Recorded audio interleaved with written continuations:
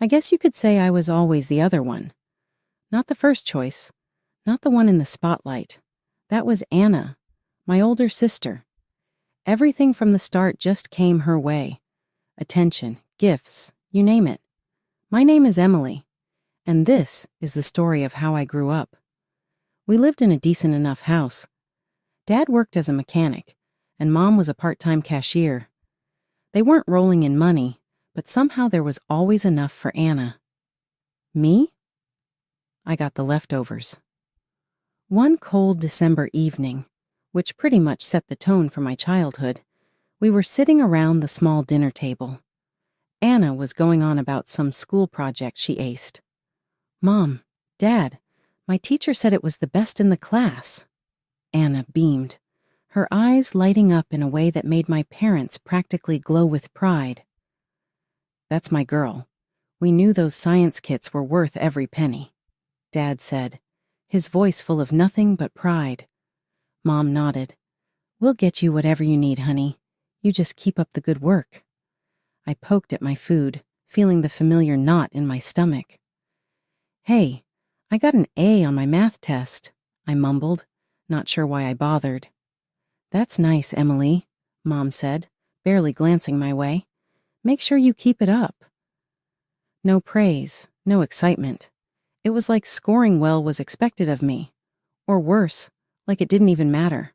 I learned early on not to expect much. Christmas was a few weeks away, and the disparity in our living room was almost laughable. Under the tree, beautifully wrapped gifts piled up. All for Anna. I knew the routine. My gifts were usually things like socks or a book, nothing that screamed special. That year, it wasn't any different.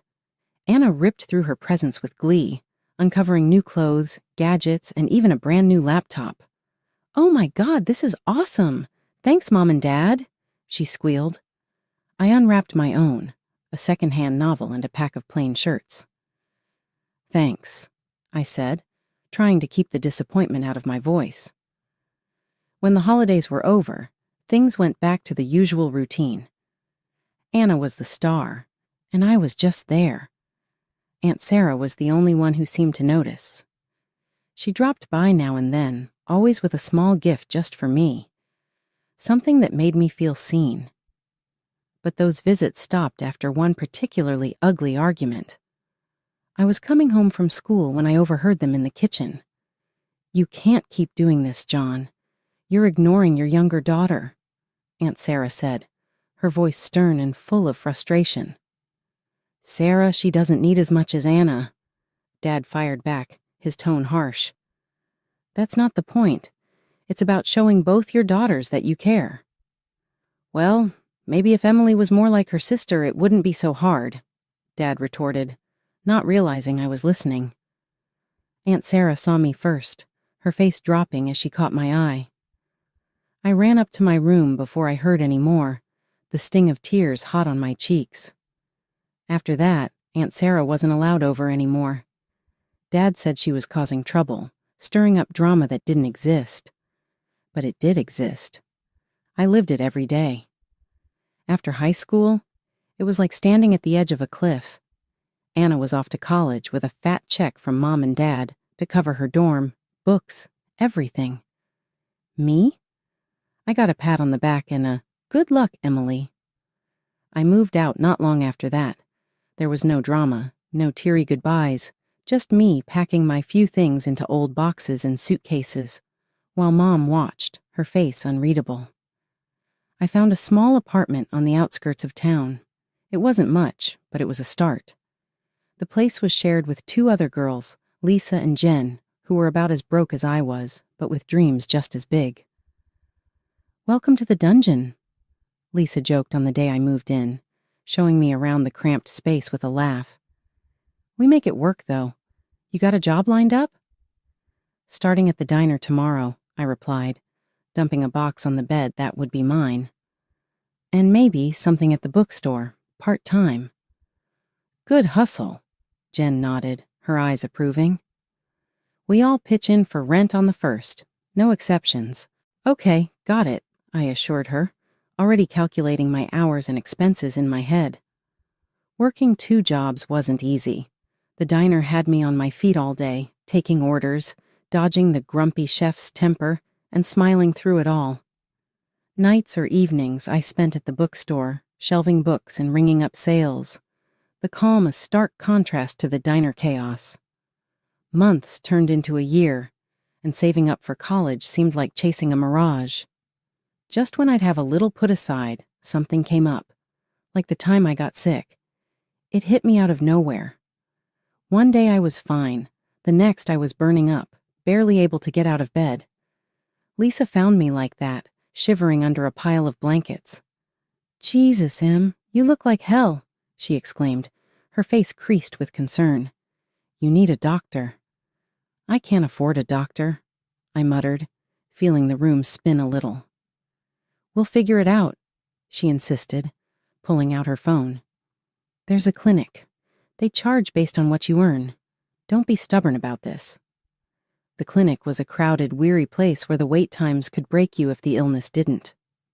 When my turn finally came, the doctor was a kind, tired-looking man who prescribed some meds and plenty of rest. "You need to take it easy," he advised, handing me a prescription. "Can you take some time off work?" I almost laughed. "Not really, but I'll see what I can do." Back at the apartment, I crunched the numbers. Meds, missed shifts, just scraping by on rent. It all added up too fast. My college fund, the little there was, dwindled to nothing after the medical ordeal. Draining my savings, I knew I had to face it. I needed help. Swallowing my pride, I decided to call home. It had been a while since we talked, not properly since I moved out. The phone rang, and I braced myself. "Mom, it's Emily." "Emily, this is unexpected. Everything okay?" Her voice was cautious, not warm or worried. "I need to ask a favor. Can I come home for a bit, just till I get back on my feet?" My voice sounded small, even to my own ears. There was a pause, the kind that tells you the answer won't be what you want to hear. "Oh, Emily, you know your sister just moved back in with her husband. They're using your old room. There's really no space." My heart sank, but I pushed on. "Can't we figure something out? Maybe I could sleep on the couch. It's just for a little while." There was another long pause. "I'm sorry, Emily. It's just not possible right now. Maybe when things settle down with Anna and the baby." I hung up and sat there, the silence of the apartment pressing down on me. They had made their choice, and I wasn't it. I was on my own. Truly on my own. The next few days were a blur of applying for any job I could find, skipping meals to save a few bucks, and trying not to think about the fact that my own family had turned me away when I needed them the most. It was during one of my late-night job searches that I got a call from Aunt Sarah. "Emily, sweetheart, I heard about what happened. Are you okay?" Her voice was like a lifeline. "Hey, Aunt Sarah. I'm managing, just trying to figure things out. Listen, why don't you come stay with me for a while? You shouldn't be alone through this." I felt tears prick at my eyes, relief washing over me. "Really? Are you sure? I don't want to impose." "Of course I'm sure. You're not imposing. You're family, more than just when it's convenient. Pack your things and come over. We'll sort the rest out together." "Thank you, Aunt Sarah. Thank you so much," I said, my voice thick with emotion. Packing up my things again, I couldn't help but feel the weight of the rejection, but also the warmth of being welcomed without conditions. Aunt Sarah's place wasn't big, but it was filled with love, something that had been sorely missing for too long. When I arrived, Aunt Sarah was waiting at the door. She wrapped me in a big hug as soon as I stepped out of the cab. "You're home now, Emily. Let's not worry about anything else tonight," she said, ushering me inside. Life at Aunt Sarah's was different from anything I'd known. It was quiet, peaceful, and most importantly, I felt wanted. A few days after I moved in, Aunt Sarah and I sat down at her old, scarred kitchen table for some real talk. The morning sun spilled over the cluttered surface, turning the steam from our coffee cups into golden swirls. "So, Emily, what's the plan?" Aunt Sarah asked, her eyes locking onto mine with that direct, no-nonsense way she had. I took a deep breath, stirring my coffee slowly. "Honestly, Aunt Sarah, I want to go to college. I want to be a lawyer, but everything's just messed up right now." She nodded, tapping a finger on the table, thoughtful. "Lawyer, huh? That's a big dream, Emily. Big dreams are good. They keep us going, but they need big plans. What's stopping you?" "Money," I said flatly. "Money is stopping me. I've been working jobs, but it's never enough, especially not for law school." Aunt Sarah leaned back, her chair creaking slightly under the shift. "I might have a solution for that, but it comes with a condition." I frowned, curious and a bit wary. "What kind of condition?" "You get into college and I'll pay for it. But Emily, you've got to commit. No half measures. You work your tail off, you study hard, and you pass everything. Not just pass, excel. Can you do that?" Her offer floored me. It was more than I could have hoped for. "Yes, I can do that. I will, Aunt Sarah. Thank you." With that, we started planning. I applied to colleges that offered good law programs, crafting application letters late into the night. When the acceptance letter from a well-respected state college came, I actually pinched myself, thinking I was dreaming. I did it, Aunt Sarah. Getting in college was tough, law school even tougher. Aunt Sarah's financial support freed me from the constant stress of money, but it put another kind of pressure on me. The pressure to succeed, not just for myself, but for her too. As semesters passed, I not only met Aunt Sarah's expectations, I exceeded them. My grades were top of the class, and I landed an internship at a local law firm. One evening, after a particularly grueling day at the firm, I came home to find Aunt Sarah in the kitchen, her expression more serious than usual. "Sit down, Emily, we need to talk." Worry pricked at my heart as I took a seat, noticing she wasn't her usual self. "What's wrong, Aunt Sarah?" She sighed, a long, heavy sound. "Nothing's wrong exactly. I just want you to know how proud I am of you. You've done more than I ever expected. You're going to be a great lawyer." Her praise warmed me, but her tone hinted at something unsaid. "Thanks, Aunt Sarah. I couldn't have done it without you." "That's not just it," she continued, her eyes serious. "You've got to start thinking about what comes next. You're about to fly, and I'm just glad I could give you the wings." During my final year of law school, I managed to secure a prestigious internship at a respected law firm downtown. The first day I walked into the towering building, I felt like I was exactly where I was supposed to be. My supervisor, a sharp-tongued lawyer named Mr. Coleman, met me at his office door with a skeptical look. "So, you're the intern I've heard so much about, Emily?" His voice was gruff, his eyes scanning me like I was a case file he wasn't sure about. "Yes, sir.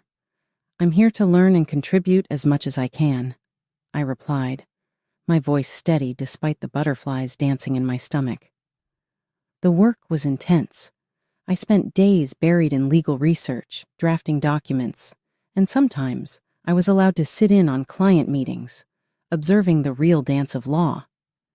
Mr. Coleman didn't hand out praise easily, but when he did, it stuck. One late evening, after everyone else had gone home, I was still at my desk, poring over a particularly tough case file when Mr. Coleman walked by. He stopped, looking over my shoulder at the piles of legal journals and notes spread out in front of me. "Don't you ever go home, Emily?" he asked, an eyebrow raised in amusement or maybe respect. I couldn't tell which. "Not until I figure this out," I answered without looking up. "This case could set a precedent, and I think there's an angle we've missed." Mr. Coleman grunted, pulling up a chair. "Show me." We spent the next hour discussing the case back and forth, with me arguing my point based on a precedent I found that could help our client. Finally, he leaned back, rubbing his chin thoughtfully. Not bad. Emily, not bad at all. You've got a sharp mind for this. Keep it up and you'll make a fine lawyer. The day I graduated, I felt a mix of pride and nostalgia. Aunt Sarah was in the front row, clapping louder than anyone else, her eyes shining with tears. After the ceremony, as we walked out of the auditorium, she hugged me tight. "You've done it, Emily. All those years of hard work, and here you are," she said, pulling back to look at me with that proud, unwavering support that had become my rock. "I couldn't have done it without you, Aunt Sarah. You believed in me when no one else did. Not even myself," I said, my own eyes misty. With a law degree in hand, I started applying for jobs. The market was competitive, brutal even, but I was not deterred. I sent out dozens of applications, went on several nerve-wracking interviews, and finally, I got a call that would start the next chapter of my life. "Miss Emily, this is Jared from Mason & Associates. I'm pleased to inform you that we'd like to offer you the position. Your internship performance was highly recommended by Mr. Coleman, and we believe you'd be a great fit." I almost dropped the phone. "Thank you, Jared. I'd be honored to accept." When Aunt Sarah told me my sister Anna had never graduated college due to her early pregnancy and quick marriage, I wasn't really surprised. Aunt Sarah's health took a turn for the worse not long after that revelation. I was at work, buried in files, when I got the call from the hospital. My world stopped. I barely remember grabbing my things and rushing out. Everything after that was a blur until I reached her side. She was weak, her voice barely a whisper, but her eyes were the same, sharp and knowing. "Emily," she murmured as I took her hand, trying to swallow the lump in my throat. "I'm here, Aunt Sarah. I'm right here," I managed to say, my voice trembling. She squeezed my hand, her grip frail but firm. "You did good, kid. I'm so proud of you. You remember what I always told you? To be strong, to stand up for yourself," I replied, the tears I had been holding back now streaming down my face. "That's right, and you have," she said, her voice growing fainter. "I've left you something in my will. The house. It's yours now." I nodded, unable to speak, squeezing her hand. We didn't say much after that. We didn't need to. Later that night, she passed away quietly in her sleep. The months following her death were a blur of legal matters and settling into the house that was now legally mine. I transformed it into something that felt like a real home for the first time in my life. Then, out of the blue, my parents and Anna with her husband and kids decided to visit. I should have known they weren't just coming to check on how I was holding up. As soon as Anna walked in, she started inspecting the place like she was at an open house, commenting on every piece of furniture and layout. "Oh, this would be perfect for the kids," she said loudly. "Look at all the space, Mom." Her husband nodded, adding, "Yeah, we could really spread out here." I clenched my fists, trying to keep my cool. It wasn't until my mother chimed in that I lost it. "Emily, you should really think about letting Anna have the house. They need the space, what with the kids and all. You can manage fine in a smaller place, can't you?" I stared at them, disbelief turning quickly into anger. "Are you serious? This is my house. Aunt Sarah left it to me, not to Anna. I'm not going anywhere." Anna, who had been pretty quiet, finally piped up, her voice dripping with entitlement. "But you don't need all the space, Emily. It's just you here. We're a family of 5. It just makes sense for us to have it." That's when I laughed. It wasn't because anything was funny, but because the sheer audacity of their request was absurd. You think just because you have kids and a husband I have to give up my home? That's not how this works. Mom looked shocked. "Emily, don't be greedy. Think of the family." "Family," I scoffed, the word bitter in my mouth. Where was this family when I needed a place to stay? When I needed help? They didn't have an answer to that. "Look," I said, my voice firm as I stood up taller. I appreciate you all coming here, but this house is mine. Aunt Sarah wanted me to have it, and I'm going to honor her wish. You need to leave now. Anna's husband tried to argue, his face turning red, but I didn't let him get far. Out, all of you now, or I'll call the police. They muttered about me being ungrateful and greedy as they gathered their things. Anna shot me a look that could freeze lava, her disappointment clear. But as they left, the weight on my shoulders lifted. I had stood up for myself, for my home, and for Aunt Sarah's memory. I came home from work to the most absurd situation. I couldn't get into my own house. The locks had been changed. Before I could process what was happening, I heard noises inside and started banging on the door. It swung open, and there stood my sister Anna, with her husband and their kids scattered behind her. "We've decided to move in here," she declared with a smug look, as if it was the most natural decision in the world. "What are you talking about? This is my house," I snapped, disbelief and anger swirling inside me. Anna shrugged, unbothered. "Well, we need it more than you do. We've already moved everything in." "That's not how any of this works, Anna. I'm calling the police," I said, fumbling for my phone. She laughed, clearly thinking I was bluffing. "Sure, go ahead." I dialed 911 while we waited. Our parents showed up, drawn by the commotion. They sided with Anna, of course. "Emily, why are you being so difficult? This is family. We should stick together," Mom said, her voice high-pitched and nervous. Dad frowned at me. "This is just plain wrong, and you know it," I shot back, the reality of the situation making my hand shake with rage. Anna's husband, who'd been silent until then, stepped up. "Just drop it, Emily, otherwise you'll regret it," he sneered, his tone menacing. I started recording on my phone, aiming it at him. "Threaten me again and it's on record." He lunged for the phone, but I sidestepped him. Right then, the police arrived. It didn't take long for them to assess the situation. My sister was crying now, her kids confused and scared. Anna's husband kept saying, "It's just a family matter," trying to downplay his earlier aggression.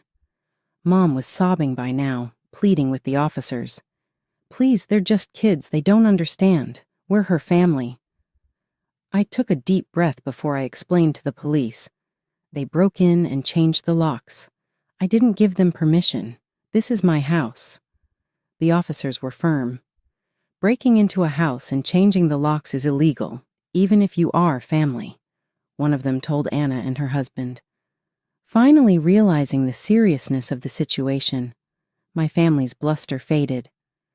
The police made it clear they had to leave, reluctantly, and with plenty of resentful glances thrown my way.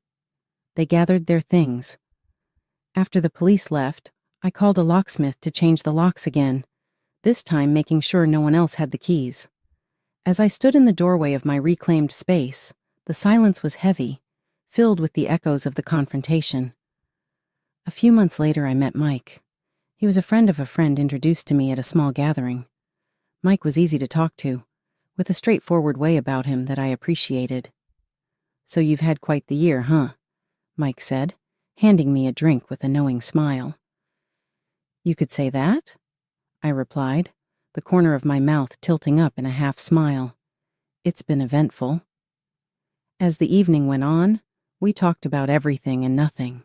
Music, books, our shared disdain for soggy French fries. It was refreshing talking to someone who didn't see me as the overlooked sister or the woman who kicked her family out.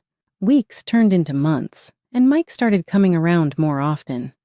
One quiet evening, as we sat watching a movie with a bowl of popcorn between us, Mike turned to me. "Emily, I've been thinking," he began, pausing the movie. "Yeah?"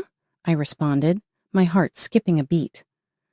"I really like what we have. I mean, I know your house is your sanctuary, but I was wondering if you'd be okay with me being a more permanent part of it," he asked, his voice tender. I looked at him, really looked, and saw everything I needed in a sincere, hopeful gaze. "I'd like that," I said simply, and a smile lit up the room. Life didn't become perfect overnight, but it felt a whole lot lighter with Mike by my side.